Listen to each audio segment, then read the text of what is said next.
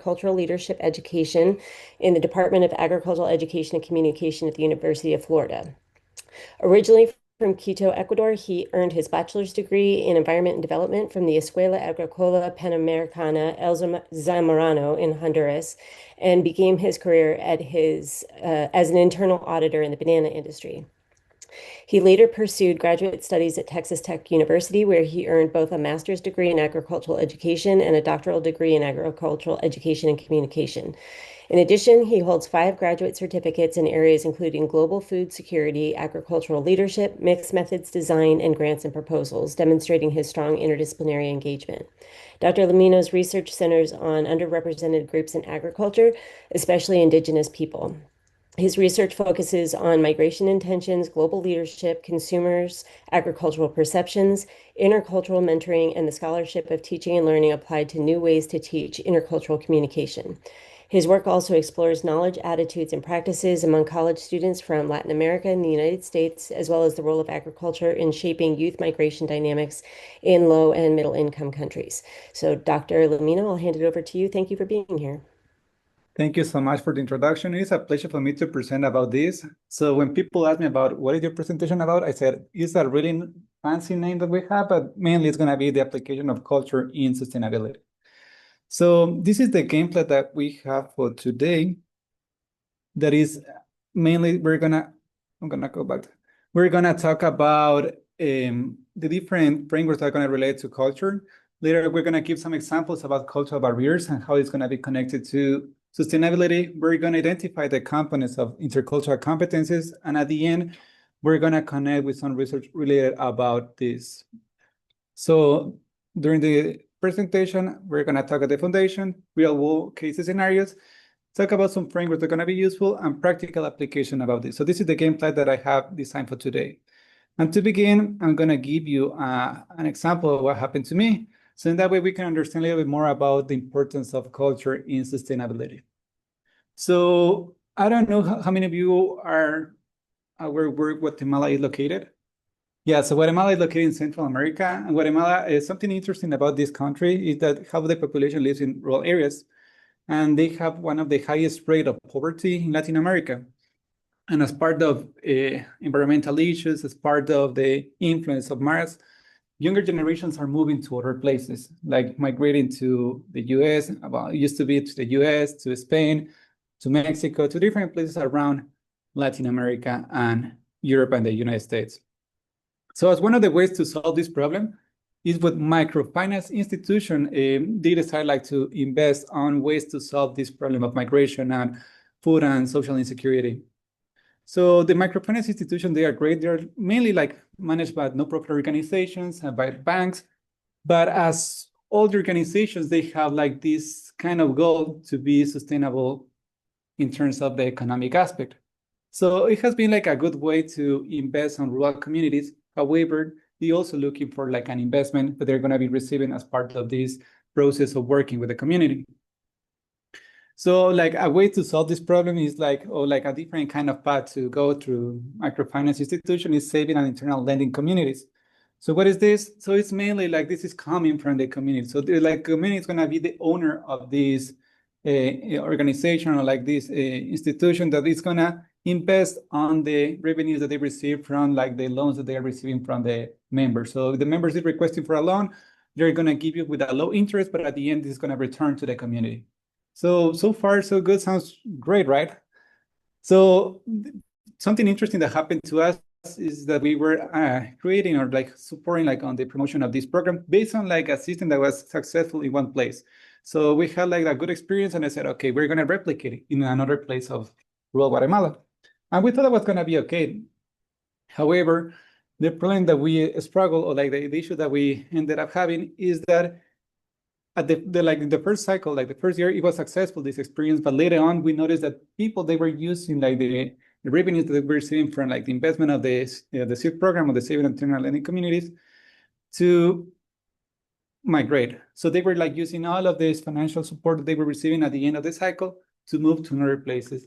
So the goal was to reduce the migration, but we ended up somehow promoting this process. And some people in the community, they also use for personal projects, but as you can see, is the importance about understanding about community culture is so connected to sustainability, because even though you have something that is successful in one place, if you try to replicate another one, if you're not considering like the cultural aspect, it may not be successful, as the example that I provided here. So that's kind of like the hook about this presentation and the importance about culture and understanding about how to handle this in communities. So the person who's in front of you, I am from Quito, Ecuador. I was born and raised in Quito. After my high school degree, I moved to Central America, to Zamorano University in Honduras. And I fell in love with Honduras that I ended up getting married with a Honduran. So it was like killing two birds with one stone, because I got a degree and I got a wife. So going back to my background in Ecuador, so do you know why Ecuador, Venezuela, and Colombia they are sharing the same flag colors? Yeah, we used to be one country. We used to be Colombia. Well, people refer like in current times to La Gran Colombia to make the difference with Colombia, but we used to be one country. So that's why we are going to find a lot of similarities among these three countries. We're missing Panama, and we're missing somehow some part of Peru that at that time belongs to La Gran Colombia. So the main aspect about this is that you're going to find some similarities among these three countries. And that's why we are sharing the same flag colors. So after like I moved from Honduras, I finished my degree and I got the chance to do an internship at Texas Tech University that is located in Lubbock, Texas. So during that experience, I was able to interact with people from different places. It was my first cultural shock because I was around like a different kind of perspective of agriculture, like coming from Ecuador to Central America. The agriculture was quite different. It was more like sustainable, more focused like on small piece in agriculture. Back in Texas, it was like having this like intensive way of production. So depending on where you're from, you can see that I moved from South America to Central America to North America. And why I said that depending where you are from, because some people like to keep like the separation between North and South America. But the main goal is to bring like this explanation about my educational background and how I moved from different perspectives of agriculture across my life. So I am teaching intercultural communication and global leadership for undergrad students, and I am teaching communication and competencies for global leadership for grad students. So yeah, my office is located 121F Bryant Space Center, and I am a adjunct professor in the School of Natural Resources and Environment. And I don't want to get a lot of explanation of the research topic, because at the end, I'm going to give an explanation of my research, so in that way you can connect to the cultural aspect. So right now we're gonna, I really, as you can see, I like to bring like open-ended questions. And one of the reasons is because I like to interact with the audience. And I think that a good way to do it is by using Mentimeter. So I'm gonna ask you to answer the following question. What is one crop that represents agriculture for you? So if somebody asks you, what is that crop? What will it be? So we're gonna play with Mentimeter, and it's straightforward. You just Google menti.com and use the code that we have on the screen. And you later on, I'm gonna later on see like the responses that you're having in terms of the question that I asked. So the question is, what is one crop that represents agriculture for you? I'm gonna open here.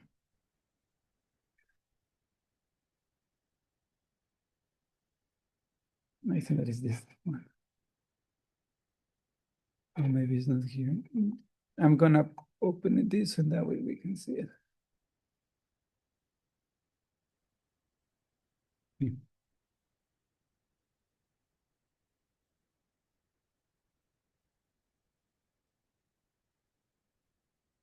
Were you able to access to it? If you could show the code one more time, that would be great. Okay, I'm gonna show it right now. Just one second. I'm trying to see where is the question.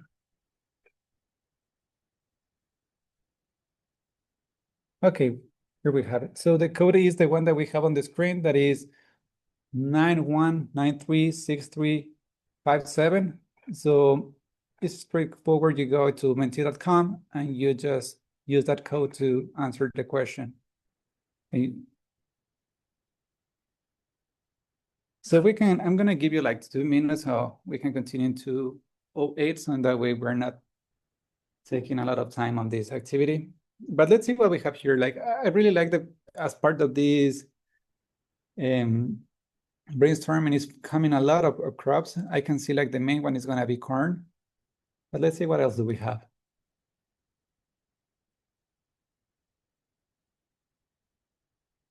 Okay, 1 extra minute and later on we can move.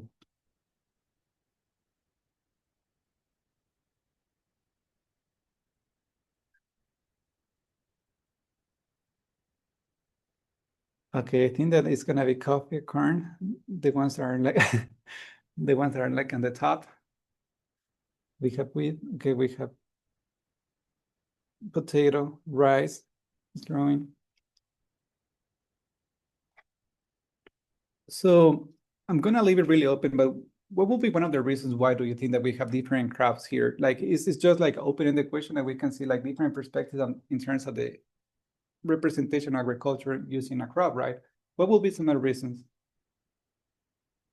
And one of the reasons could be, the first one is going to be related to your field. So where you are working right now, I don't know, like if you're coming, since we are all in agriculture, you may be working on a specific crop. So that's why you're familiar with that. The second reason is because of familiarity or the cultural aspect. So the place that where you grew up is going to reflect on the specific crop that you're going to be selecting. So for instance, for me, like in Ecuador, we are well recognized as the banana republic because it's not connected with the company, but it's because of the amount of bananas that we have in the place.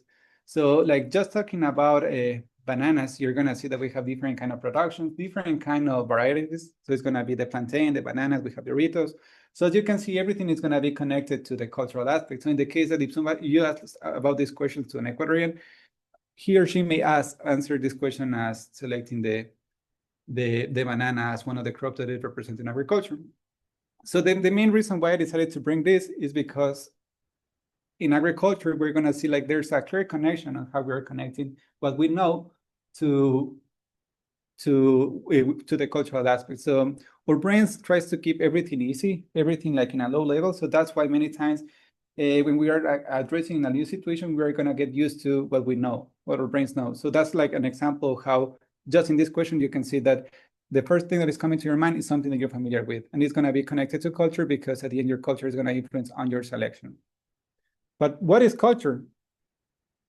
So culture is like it's going to follow like a system that we're going to have a self-sustaining community that is going to like what it means. There's going to be people coming from younger generations adding to this like a specific community.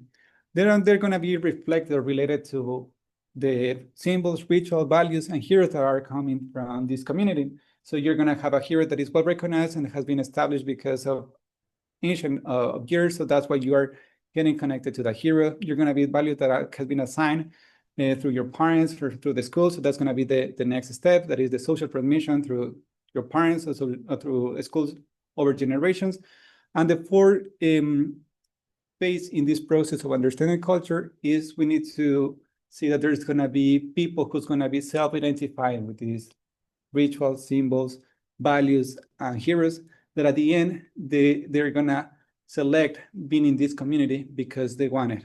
So that's going to be like the definition of cultures. We can keep it with these four specific phases, so in that way it's easier to understanding because you're going to find different kind of definitions, but within the definition it's going to have these four elements. Something interesting about culture is that when we talk about culture, it's not related, first, not related to a nation, because you can have different cultures within a country, but people tend to relate it. The second thing, that the only culture that you're gonna know is your own culture. Because if you think about it, if you're traveling to another country, if you're traveling to Mexico, what are the things that you need to know about Mexico?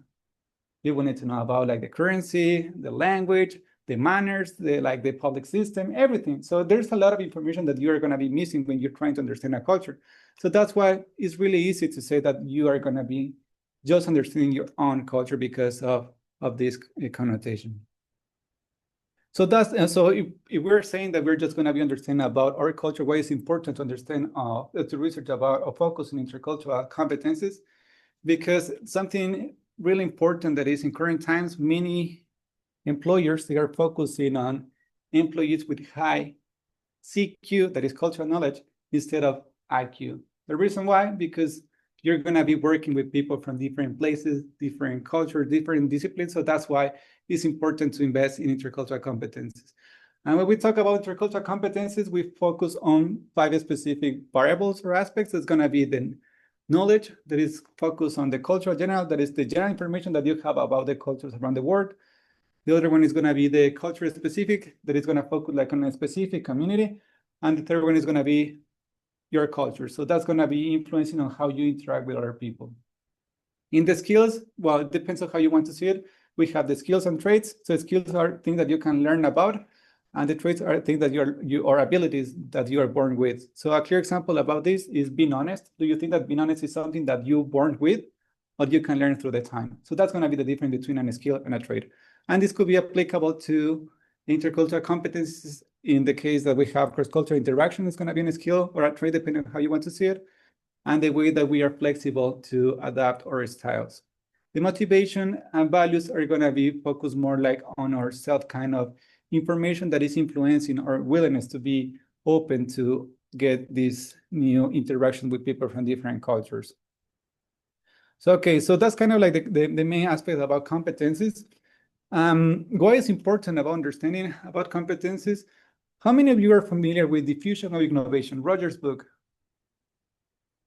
Okay, so this book is mainly talking about how to implement a change. So it has to diffuse an innovation, as you can find in the title. And at the beginning of the book, they provided a good case study on failure innovation. So what happened in Peru is that the Peruvian public health officials, they were trying to promote water boiling because in that community, they were struggling with water-based issues. So that's why they said, okay, it's going to be important to start looking for ways to solve it. And a cheap way to do it is investing in this kind of innovation. So when we talk about innovation, it's not going to be only about technology. It could be like an idea, or it could be something that is going to be different in a community. So that's where the definition of innovation is going to come. But they feel in terms that despite they have like a critical health need, after 2 years, from the 200 families that they visited and they like kind of promoted like this innovation, only 11 housewives, they were adopting this innovation. And one of the reasons why they fail in the innovation is because first, the concept of water boiling, it has like a connotation related to just the people who are sick are going to be the ones who are going to be boiling the water. And the second reason is because when they decided to implement this innovation, in the categories of diffusion innovation, we have like the difference going to be the early adopters, the innovators, the early adopters, the early majority, late majority. So many times when we want like an innovation to be effective, we need to focus on the influencers, like the leaders that are going to be helping us to diffuse the innovation. But when they implemented this change or this innovation, they were not focusing on like the community leaders. So at the end, it was not affecting on the way that they were diffusing this innovation. And also when they facilitate the understanding, or like they were trying to promote this innovation, they were using science-based terminology that the community, they were not able to understand. So that's like a clear example how important it is to understand about the cultural aspect, because at the end, everything is going to be connected. Even though we have the technical information, it's going to be important to understand like the cultural aspect within the place that we're working with. So in that way, we can understand more how it's going to be effective. So the same happened to me back in 2017. I was in Honduras. So we were trying to, and we were like volunteers in an organization that is called REMAR, that is rehabilitating. What is REMAR standing for? Well, it's mainly like an organization that they are focusing to support people with social and food insecurity. And like the main goal is to support kids who are like in this organization. And as part of that, we were like helping with the agricultural aspect because that was kind of like our expertise. So we brought a different kind of chicken, like different kind of phases that the chickens have. Like we got baby chicks. We brought like teenage stage. We brought all of the like all of the chain of the production. And the community, it was accessing it. It was like incorporating at the beginning, but we noticed later on that in the third week of having like this innovation, they ended up killing all of them. And we were, why are you doing that? So one of the reasons why is because they were not having access to food. So if we go back to like some theories that you can see, it's important to connect like to understand that they were not addressing the psychological needs. If we go with Maslow hierarchy of needs. So that's why they were not able to move to the other places. And because we didn't provide like an entire explanation of the purpose of keeping like the animals and making sure that it's sustainable across the time, is that this innovation was not effective. So that's why it's going to be also connected to what we mentioned on the fusion innovation case, that if you don't communicate, if you don't talk with the people, you're going to find some failures on the implementation of the innovation. So in social sciences, or well, my doctoral degree is in agricultural education, we always try to bring theoretical or conceptual frameworks to guide our study. And many times could be depending on like the topic that you're focusing on, you can like find a theoretical framework that may be connected to that one, but you're also going to be able to back it up with other kind of theoretical frameworks. So it depends on the perspective of your research. But today I was creating this presentation, I said, okay, I need to connect to something that is broader, like there's going to be an umbrella about this presentation. So I ended up connecting with the sustainable, well, like the pillars of sustainability. So you know which one are like the economic, the social, and the environmental.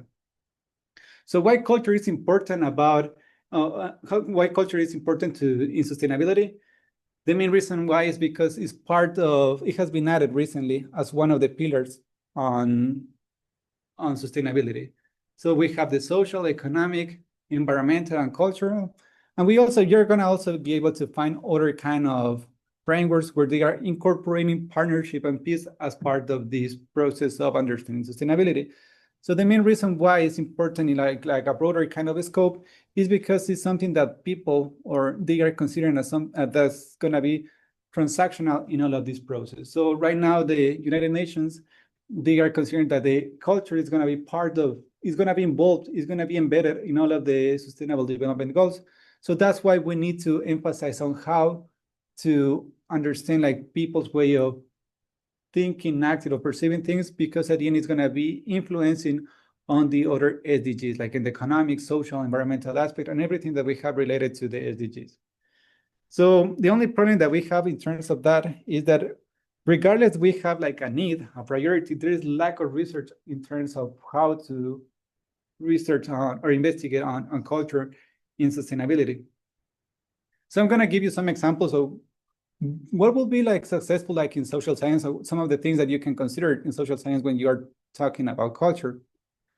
So I don't know, like the first one that we have here is the why we need to focus about um, culture, is because many times when we are talking about providing a new training or a new kind of knowledge, we tend to focus in the educational piece, and there's limited information that is coming with the behavior. And the main reason why, because behavior takes longer time to be measured and to be up to see a change in a community or in someone.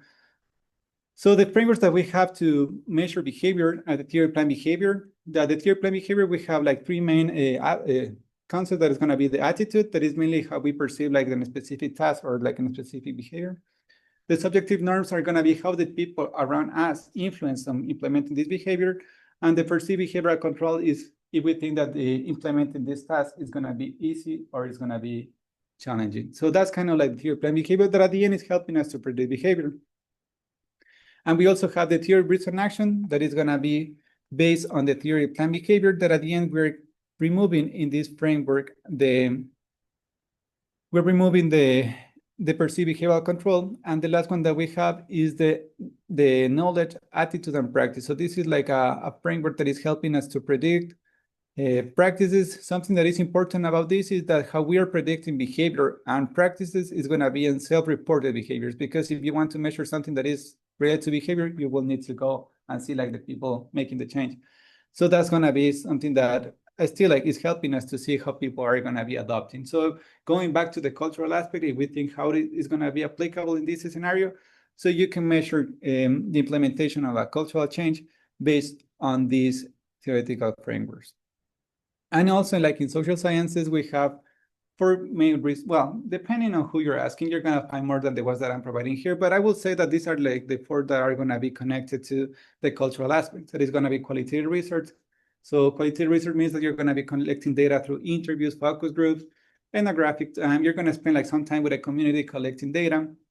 We have quantitative data or measurements that are going to come from assessments, surveys that is going to be validated assessment, or you can create these assessments to measure a specific change. And we have the mixed method integration that is going to be a combination of qualitative and quantitative. And we have the participatory method that this is going to be somehow connected to qualitative approaches. But the difference between these two is that the participatory method is going to be bringing like the community or the community members as one of the main, one of the contributors on the research. So why is important to know about this? Because at the end, like depending on like the perspective that you have on research, you're gonna find out that there could be like a different perspective on how we are handling this information. So there's like, it was quite interesting what happened to me so many, well, I'm gonna provide this example as part of today's presentation, but when I was researching on indigenous people, I received one comment from one of the reviewers saying that the framework that I was using, it was Eurocentric, or was based on a Western perspective. And I say, okay, makes sense. I mean, like, it's going to be important if you're going to be research about something, focus on that community. So that's going to count on the decolonized approaches. So instead of like using well-established information, you may use something that is coming from the community. And the traditional approach is the one that we have used, and we are learning about it. So at the end, like, it was quite interesting because for me, like, we cannot get rid of what has been researched about. That's why we have this information. But depending on where you are submitting, you're going to see that it has like a different kind of way of analyzing the data. I'm going to give you an example as part of the presentation. But a way that we can relate this traditional academic research with the decolonized approach is just thinking about how would you research about indigenous agricultural practices? Would you use like a well-established instrument that has been used in other communities, or would you go and research based on the community itself? So you go and spend time with the community observations, and you will collect this data. So in that way, it's helping you to understand like the community agricultural practices in depth. So there's not like a specific kind of response depending on your goal. That's what we're going to talk later on as part of today's presentation. Another part that is important to consider is the framework, the approach that I mentioned before, the research approach, that is the participatory action research. So in this way, we are involving the community, helping us to make the decisions. So it's not going to be just like the community. We're going to go to the community as a helicopter and we're going to collect the data and later on we're going to leave. In this way, we're involving the members into the decision, and they're going to be supporting on how we are going to be addressing the issue that they are struggling with. So in this approach, it's going to be focused more like on a change on like the community. There's like a specific issue that they're facing. We're going to support and we're going to collaborate on solving this problem. So it's more like a community involvement kind of approach, different from the other ones that are going to be like cross-sectional, that we're collecting at one time and later on we're leaving. So this is going to require like a little bit more of time. And the traditional research paradigm that I mentioned is going to many times is focusing on like a specific defined problem, method, and outcome, where the researcher is coming, collecting the data, and many times is leaving without leaving anything to the community. That's something that like I understand, because as someone who's researching about this, I understand the importance about handling the two of them. So the traditional approach is gonna be faster, since you're gonna be collecting. It's gonna be connected to the amount of money that you may have. So that's why it may require that you're gonna be like accelerating the process of approaching the community. So I understand that. In the other hand, we have the participatory action research, that there are some advantages as well. We have like the community as the co-researchers.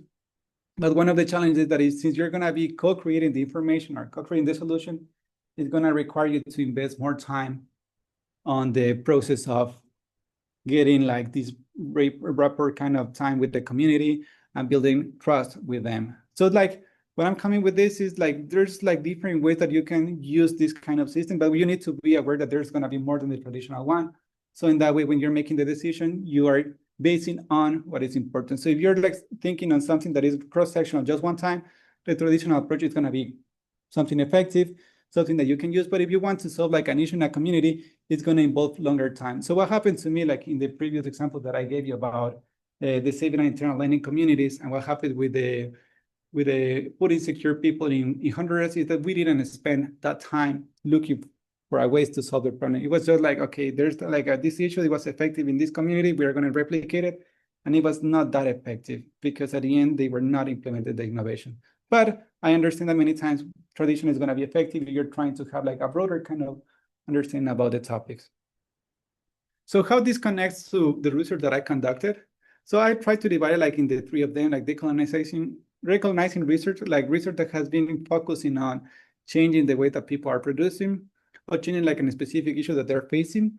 The traditional research is going to be focused more like on the research that is related to conducting with surveys, with instruments, and the mixed method approach is going to be like a combination of the two of them. So I'm going to give you an example about, this is the thing that I mentioned before. So this is a paper that I submitted to a journal. For me, it was quite interesting because it was accepted in the one journal that has impact factor. It was like good. So the research was about indigenous Mayaman leadership competencies, around the theory. So I used this framework of competencies as part of designing my research. And for me, it was great. But when I submitted this same, well, it was not the same research. I worked with another community that was the Xinkas in Guatemala. I submitted to another journal, but the system was quite similar in terms that we were looking for the leadership competencies of this indigenous community. But we ended up receiving this response from the reviewer that was saying, you are using traditional kind of system. You are not taking into account like the community by itself. So you are like trying to kind of using Eurocentric perspective into a research. So it was like, okay, makes sense, but at the same time makes sense the other approach. So that's kind of like a clear example of how important it is to navigate these differences and to understand that when we're not working with communities and when you're talking about culture, it may fluctuate depending on how you're handling this. And that happened to me. Like I have to navigate this difference and understand that the leadership competence approach is going to be fine. It's going to be okay. But also like thinking the other perspective about using like the own culture as a way to collecting and focusing on the aspect of that culture without considering like the approaches that are coming from like a well-recognized instrument or frameworks is going to be okay as well. So, okay, so what is important about understanding culture in agriculture sustainability? So this research was quite interesting because we focusing on Hispanic swine caretakers. One of the problems that we had in the swine industry is that there's like a high job turnover.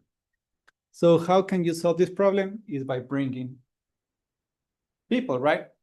What is the problem? That many of them, they are coming with the NAFTA or the H-2A visa. So what it means that they're going to be having like at least they're going to have a college degree. There's going to be many of them veterinary. And the problem is that they were struggling in this specific situation is that they were not able to euthanize or depopulate the pigs because of the cultural aspect.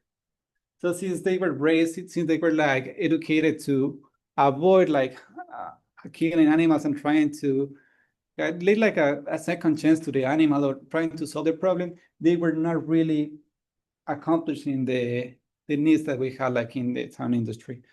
So that's like a clear example of why it's important about understanding culture, because one of the takeaways about the research that we conducted is, okay, there's something that needs to be focused on the cultural aspects, and that way people can understand that about they are having like a different perspective on what is to euthanize animals. So if we want to be effective, because at the end also the animal is suffering, and you need to also to accomplish like specific tasks and objectives in the industry, you need to be effective on how you're training people to understand the importance about euthanization or euthanasia, and also to be successful in the way that you incorporate cultural-based programs that is helping them to address this issue. So that's like an example of how culture is influencing sustainability. Another one that we found that it was important, the aspect of culture is, or the perception, if you want to go a little bit to another kind of route, is, so we researched about the Latin American station work experiences. And as part of this experience, it was quite interesting to see how they perceive like the response to COVID in a different kind of way. So the quantitative data helped us to see that there was like a significant difference between extension agents that were program directors and extension agents working on field technicians. So that was great of the quantitative data. The survey helped us to respond to that. But when we were like, okay, it's interesting, but why? Where is this is difference coming from?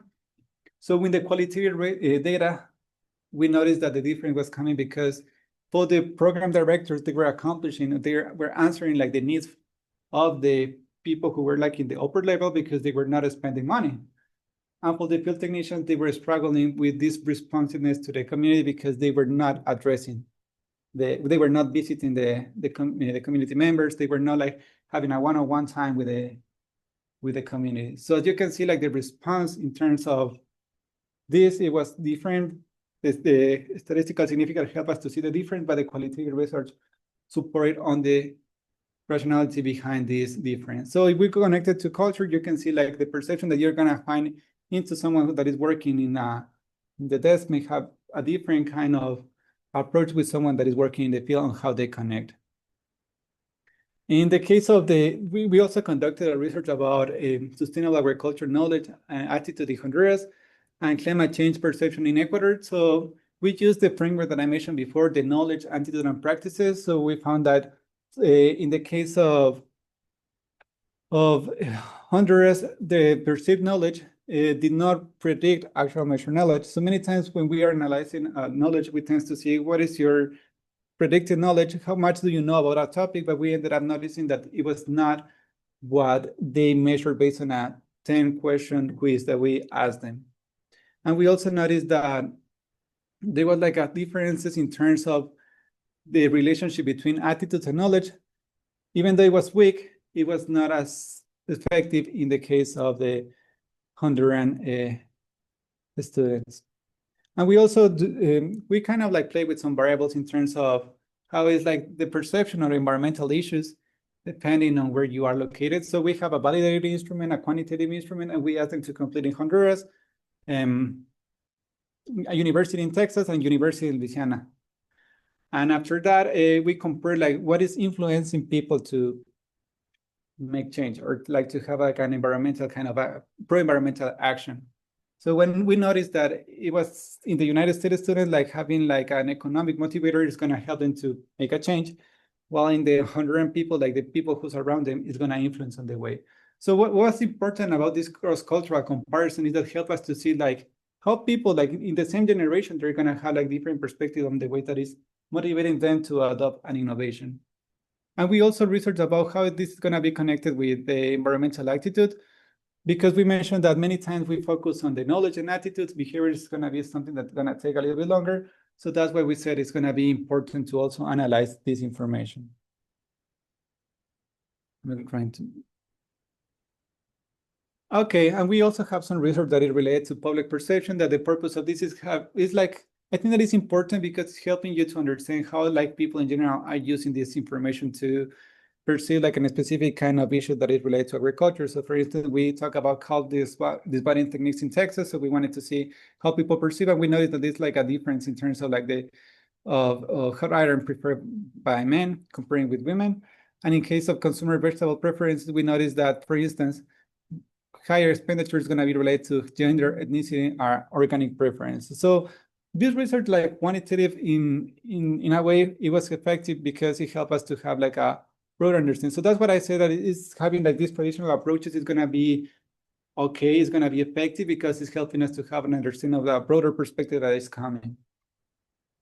So in terms of qualitative research, we conducted two research about culture that was located with indigenous people in Honduras, Lencas. So something interesting about this community is that due to migration, mainly like the women was in charge of the household, but they were not self-identified as the one who was in charge. So we wanted to know what are the migration intentions of this community. So we ended up noticing that there's a lot of things that they were struggling with. They have like this love-hate relationship with migration because they consider it was something that is going to help them to be successful, but they didn't want to leave their lands because they felt that it's going to be, no one is going to be taking care of that. And we did something similar about the agricultural identity of indigenous Alasacas. It's similar in terms of the approach that it was qualitative. So why we research about this? Because in the Alasacas is a community located, indigenous community located in the Indian area of Ecuador. And many of them, they have been shifting from agriculture to textile. So that's why there's like a limited uh, kind of production in terms of what it used to be. So younger generation, they're not willing to get involved in agriculture anymore because they prefer to go and move to other places or to be part of another kind of job. So we research about this because we consider that it's going to be important to bring some information that is helping us to understand what is being a Salasac and how this connects to agriculture. And recently, we also have focused on researching about extension agents, trying to look for like, but this research was focused on a female extension agents in Guatemala. So we noticed that the importance that gender had like in these areas because they were like the change agents in facilitating the process of adopting an innovation. So they mentioned that most of them, they are connected to the community as a friend, as a mentor. They were the ones who served the community. So this was located in the highlands of Guatemala, where there's a lot of food insecurity. There is lack of resources availability. So many of the women that was like involved in this project, they were like supporting this community mainly because they want to help them to solve the issue that they were struggling with. And the ones that I have like more considered like it's gonna be, even though it was not as effective, it had like a kind of a participatory research approach because they were able to provide us some insights. So it was not effective in terms of like the outcome that we received, but it was effective in terms of like the how we approach this community by providing some by inviting them to be the co-workers or co-collaborators in this process. And we also have a research that we conducted on farmer field schools with Lenca women in Honduras. And this research was quite interesting because we talk about what is agriculture for them. As part of this project, we noticed that they mentioned about agricultural practices that were coming from like the extension agents that invested on how to be more sustainable with the environment. And later on, what they drew as part of one activity that we had is something that we noticed that they were like having on their lands. So it was clear, kind of like a clear connection on how they were implementing like a change. It was effective because we talk about ways to reduce like well, in this places they are having problems many times with the dry corridor. That is a time where they are gonna be not having access to water. So they were struggling on how to irrigate the plants. So one of the ways that they mentioned that they can solve this problem is by collecting water. So it was like, okay, how can we collect water? So we go and we participate in this study, providing like the kind of inviting them to be part of the solution. And it was effective because we were able to see like the changes that they were having in the community. So it was focused like on solving the problem they were struggling, helping them to invite instead of just giving like a solution that maybe it was effective in one community, was not effective, but maybe not be effective in that one. We invited them to be part of this entire process. So that was like an example of how important it is to incorporate the cultural aspect into the involvement of a community. So, okay, I still have. So another example of how important is to consider about balancing what we mentioned about participatory research approach and also the traditional approach that is going to be connected to culture is when we research about topics that are well recognized. So for instance, when in my dissertation, I focus on Guatemala indigenous leadership competencies. And the main reason why I decided to focus on this is because nowadays, the majority of the research that is focused on indigenous people are coming from the Western kind of perspective or the Eurocentric kind of perspective, but they only represent the 5% of the indigenous people around the world. So I said, okay, there's like a 95% that needs to be researched. How can we make sure that the approaches in terms of leadership that they are bringing are going to be reflecting to all the communities? So I said, it's going to be important. The best way to do it is by researching about it. So I ended up like using the information that we have from the experts. So I asked 15 experts in indigenous leadership about what is leadership for them. Later on, I asked them I went to the community and I kind of used the information provided from a traditional kind of perspective, qualitative in matter, to help me to connect and to bring information that was community-based. And I ended up providing a quantitative instrument that was focused on this community. So at the end, I was balancing or trying to balance in like the traditional approach with a participatory research approach. So in that way, the community was feeling involved in the process of selecting the competencies, but also it was based on a framework that has been established by previous literature and previous researchers. So there are some practical actions that we can take about applying cultural specific approaches. So we need to first, if we're focusing on participatory research approach or considering the community, we need to make sure that we are conducting cultural assessments where there's like a different frameworks that you can use for that. Building trust, regardless if it's going to be something that is cross-sectional, that just one time or it's going to invest a little bit of time, is going to be important to have, because in that way, we're going to be able to identify the barriers and leverage about the people who's in the community. We need to foster participation, so in that way, everyone is going to be involved in the community. And we also need to engage. As you can see, there has been some failures because of the lack of investment on the leaders in the community when we're implementing an innovation. So that's why we need to make sure that we're engaging the community leaders in this process. So what are like 6 steps that we can replicate?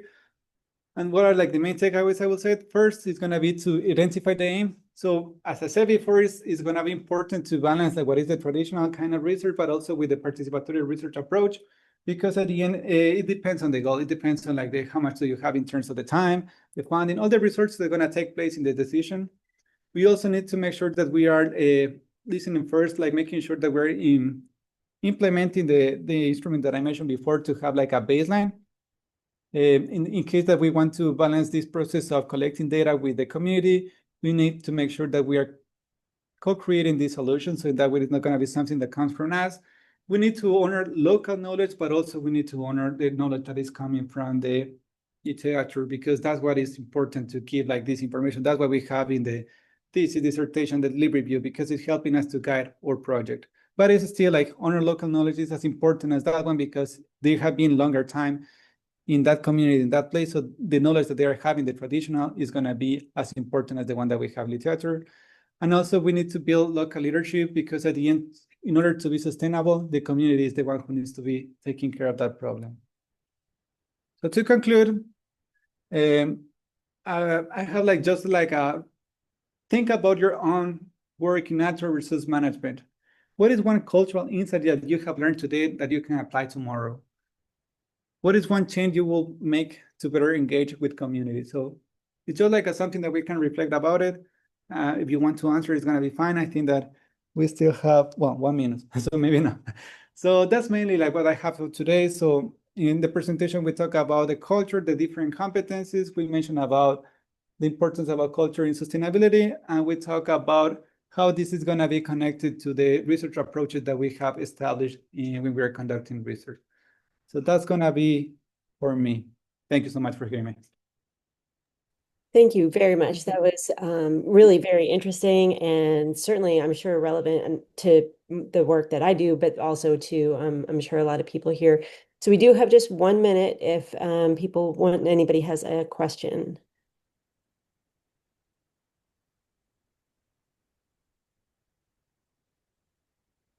Yes. So in one of your studies in Guatemala, the dancing, Yeah. you said it was not successful in terms of the outcome. I'm just curious to know why. Yeah, the main, The leaders or... yeah, I mean, the main reason the outcome was to reduce migration, but we ended up seeing that we were promoting migration somehow. So some of the reasons why it was not effective was because we didn't get involved with all of the community members. Like the younger generation were the ones who were moving to other places. So we were focusing just like the women during that time. So on the future, like research or focus, like kind of assessment will be important to incorporate all the community members. Thank you for that question. Okay, that brings us right up to our time. So thank you again for this wonderful presentation. And if anybody has a question for me, please feel free to email me. And otherwise, we will see you. I believe that we are not having seminar next week, but we will be back the week after that. So I hope you all have a wonderful week, and I will see you all soon. Thank you very much.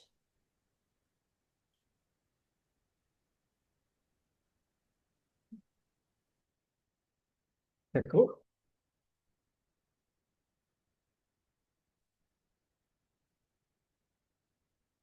Really. Thank you, Dr.